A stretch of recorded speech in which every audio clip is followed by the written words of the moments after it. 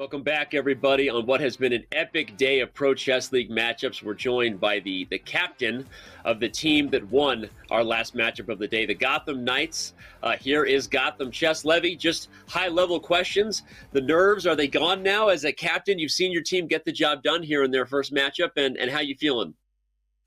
Yeah. I have to say I was never super nervous. I would have probably been more nervous if it was still like a 1.5 or 2 point lead after 2 rounds. But our team just struck back in the most emphatic of fashions. So, and then we never trailed after that. So it was great. Yeah, I never really had a chance to get nervous, so I appreciated that. What kind of score do you feel like would make you nervous? Like, how close do you have to be to feel like your team has a chance? I mean, okay, when you're trailing by like 2 points, but listen, I gotta tell you, like, in the matchup specifically today, I think 2 points would be a maximum. I think in most other matchups, if we play another team like the Blitz, which we might play them next week, like they also have two Titans on board 1 and 2. Yeah. I don't want to trail by that much. That would Right. not be nice. It did feel that despite the early upset and that crazy moment of Hikaru losing to the board 4, as it got closer to the board 1 versus board 1, board 2 versus board 2, the strength of Hikaru and Limley really showed. But let's bring up actually scores, and we'll let you break it down for us, Levy. Let's start with, we'll go reverse order, starting with Natalia Buk's board 4. Your thoughts on how she fared today, and is 1.5 points something you were hoping for coming in? It's more than what we're hoping for. Yeah, to win a clutch scramble against a guy who's probably the best player on the other team. I mean, he might be their board too, but I don't know. It's very close, right? It's very, very close. They have a very young team. For her to win that is ridiculous. I mean, it's literally one square. This whole match was almost decided by one square. He moves his king to G1. Like, she doesn't win that game. It's a draw, right? Like, just half points here and there, 1 point here and there. So amazing job. This is exactly what you want when you have a two Titan matchup. Very balanced on the top boards in different fashions. You know, you hope for 2 wins, 2 draws. And if your two IMs can get you 3 points, like that's a match sealer right there. Well, speaking of the other IM, your thoughts on Andy Woodward, the youngster. Sorry, Robert, stole your thunder there, but I'm just going to ask, like, Andy Woodward, right? This guy, this kid.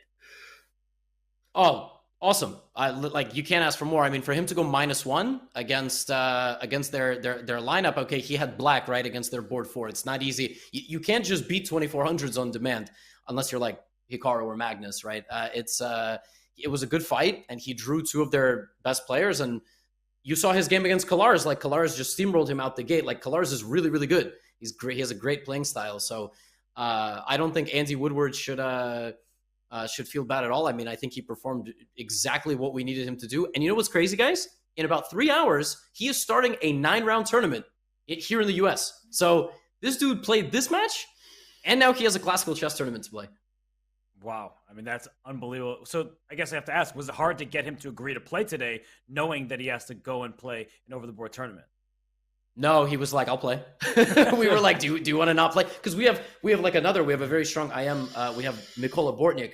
Like, Bortnik is a very good, he's 2,900, 3,000 online. Like, but Andy was like, no, I want to play, and you can't ask for much more. I mean, 3 draws. Okay, he lost the game, but we won the match. So he stole points from the 2,600s. That's exactly what you want. 12-year-olds are a lot like computers. They don't get tired. They don't have that yet, right? So he's like, no, I mean, I'll play. What are you kidding me? I got a norm tournament coming up, NBD, bro. Well, speaking of no big deal, the last 2 guys to give your thoughts on your top 2 double guns, as you said, got it done. You mentioned 1-2 punches like Alexander Grishuk and Maxime Vachier-Lagrave. So I'm gonna ask you to do 2 things with this question. Evaluate how they finished today. Is 3-1 acceptable? Also, how do you think your 1-2 punch stacks up against the other best 1-2 punches in the league? That's a great question. I mean, the only one that's on my mind right now is Grishuk and VL. Who I don't remember who else is in our little area. Like, who else won? Do you guys have that on hand? Magnus and Anish. No, but they're not. They don't play with us. They're in the other. They play Tuesday, Wednesday. So on Thursday, Friday, I just don't remember. I mean, MVL and Grishuk is like terrifying, right? Like that's a really big one. They have a very scary team because they have a young, talented player on board 3, just like we do. And they have the third ranked woman in the world, like Katerina Lagno. She's like 2560 GM as their board 4, like as their female player. Yeah, they're like an insane team. I mean, when you play them, it's the same thing. It's just like stealing half points. I don't know. I mean, every team is so good, and these matches come down to these little scrambles, and I have no clue what to expect. But listen, I'll take 6 out of 8 from our top 2 because you need 8.5, right? Like, and then it's up to the 3 and 4 to figure it out. But every player is important on these teams. Like every player, even if it's 4 versus 4 in the last round, if your board 4 has to win, like every point matters. So, but I would put Hikaru and Liam up there, especially if the Liam that played like he did today shows up. We can give Magnus and Giri a good fight. I mean, that's obviously you want to see Hikaru Magnus in the end of the day, but I think we're right up there. I think we have one of the most balanced and best teams in the league, but time will tell. Yep. Wow. Yeah, no, sorry, Danny, you want to go? Just go, Danny. Just do it.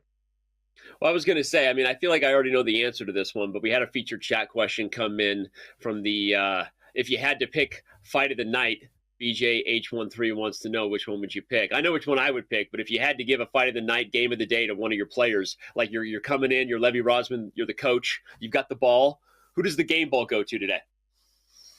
Oh, that's a good question. It's probably it's a shame he ended with a loss, but I feel like if Liam had drawn or I mean even won the last game, I feel like Liam is who you look to after the first round and maybe the second round. Like, all right, let's see how he's doing. And I mean, my man in the first 2 games was just vaporizing the opposition, and that kind of allowed Hikaru to. That's the thing about these team events. Like, okay, Hikaru might have that hiccup in the first game, and the second game it's like a massive fight. Meanwhile, you just look at Liam, and he's just like, I mean, it's just one after the like, bring him up, like let's go. So maybe Liam, but everyone shined today. And I mean, okay, Hikaru comes back and just wins 3 games like it's nothing. In this last round game, he was sitting there going, "Oh my god, I'm losing," and within 5 moves, he was winning. It's just magic. I mean, they all win games in different ways. You know what I mean? And Liam was incredible today, but they're a really good 1-2 punch. Let me tell you. And we'll see what the season holds, because there's like that big 3, the lineup of death. You can have a GM on board 4 too. You can have a GM on board 5, just 4 GM lineup if you play the numbers right. So I'm hyped for the PCL this season. Yeah.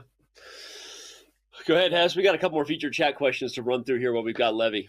Well, I actually just wanted to ask a quick question for myself about how did you get Lem Le? Because he is the coach at Webster. I mean, he has ties elsewhere. What was that negotiation process like? Because we heard about Hikaru. I'm curious about Lem Le.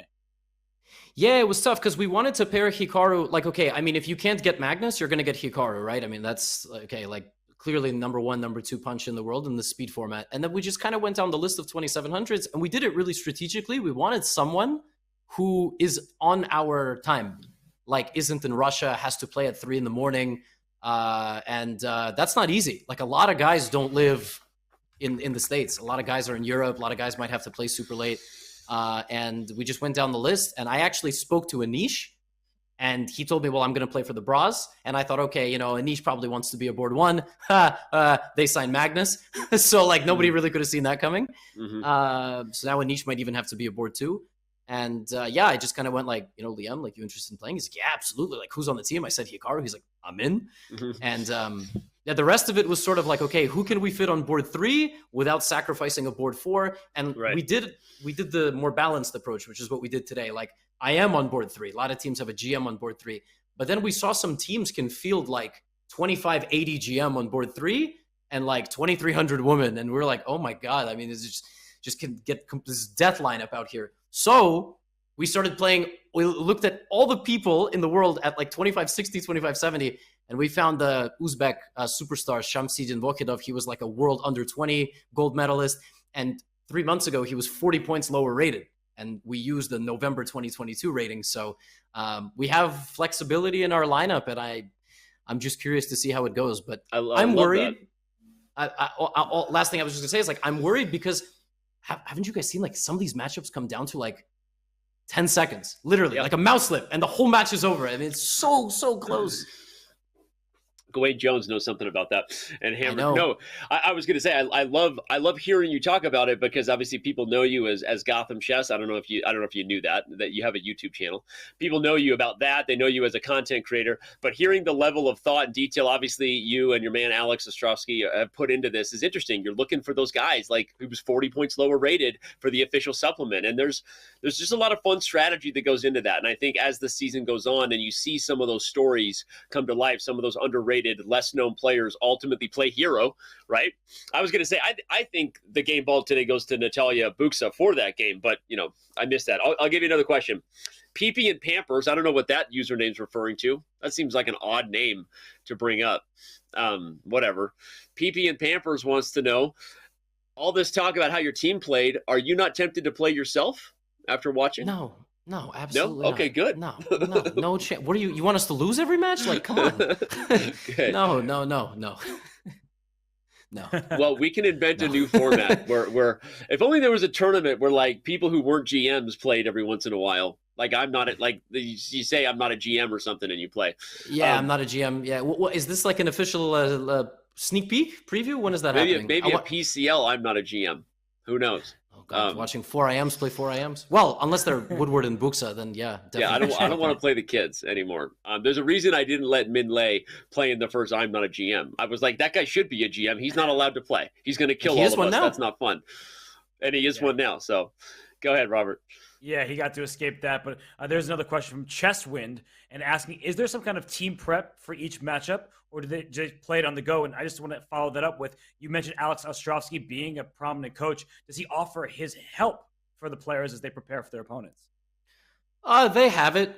They definitely they have his help if they need it. But listen, Hikaru is more than a professional. Liam is more than a professional, and I mean, like even Andy Woodward, I mean, works with a lot of grandmasters. So everyone is well prepared. I think everybody's taking it quite seriously. I mean, Natalia showed up today with super good prep. So the thing is, like, most players do not have the luxury to show up and do whatever they want and still get 3 points. And guys like Hikaru and Magnus can like literally just roll out of bed and score, 3 out of 4, 3.5, 4 out of 4 in Magnus's case, with some bumps and bruises here and there. But yeah, I mean, maybe once the season gets like on and now suddenly we're playing for like number 1 or championship, that'll happen. But for now, I think this was kind of a feeler first round, and luckily it went our way. Yep. I think that question was from Chesswin, not BJH, by the way. So anyway, shout out to Chesswin. We just want all of our users to get the love that they deserve. Levy, I hope you're feeling the love. Your team got it done. You deserve it. Enjoy the victory. Have a fun Thursday evening. Go make some videos or something. About your team's victory. I don't know. Yeah, I think that's what's going to happen. I'm pretty sure that's the game plan. Yeah, Hikaru's been beating me to these recaps sometimes, putting them out first. And that's all I got in this world. I just got the first guy. I can't play the games. I just got to post the recap. So. All right, man. But seriously, though, congratulations. This is a lot of fun. I agree with you. The PCL is going to be a blast this year. Congrats to the team. And I can't wait to see how the Gotham Knights shake out. Thanks, guys. Thanks for having me. Congrats, Levy.